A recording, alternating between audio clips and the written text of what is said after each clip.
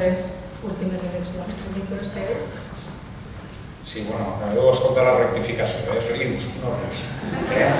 Sabia que anava a equivocar-me. Aquesta Diputació de València, allí segon nom, és perillós. Jo no vull... No, rius és d'ací, rius no... Vull dir, no parlem de fronteres. Bé, moltes gràcies i molt honorat de poder estar adreçant-vos unes paraules des de la Diputació de València, com a mi que diu, havent passat la frontera, no? Però esperem que això siga un fet anecdòtic a partir d'ara en el dia a dia, no?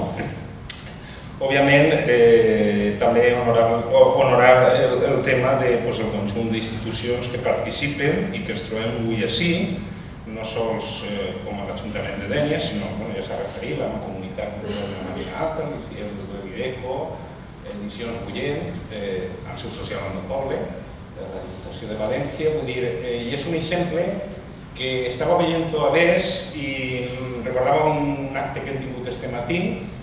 Un senyor americà ens ha cedit un piano del José Iturbi, estem celebrant els Premis Iturbi a València, el que es conegut mundialment com l'Olimpiada del piano a nivell mundial, no?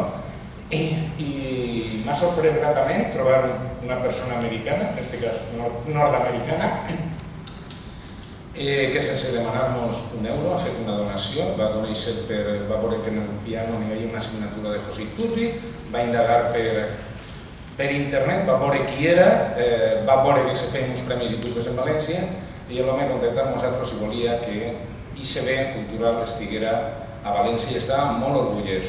I això perquè ho relacionem en el vostre, vull dir, en el Premi Bernat Capó, perquè és un exemple que les cultures estan per damunt de les fronteres.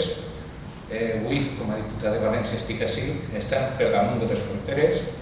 Òbviament, des de la Diputació també vos dic que la nova corporació ineludiblement continuarà donant suport, si més no, al que està donant a hores d'ara.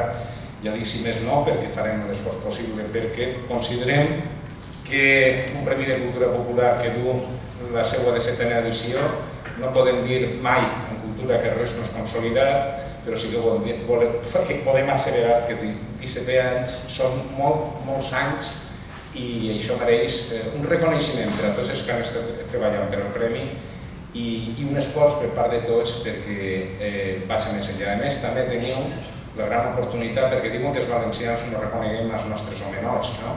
Vull dir, jo per a mi és un orgull i suposo que per al senyor Bernat Capó, òbviament, el veure que durant la seva vida és reconegut ja amb 17 anys, vull dir que són molts, no sols en la seva terra, sinó més enllà del que seria la frontera lingüística, cultural, comarcal i territorial.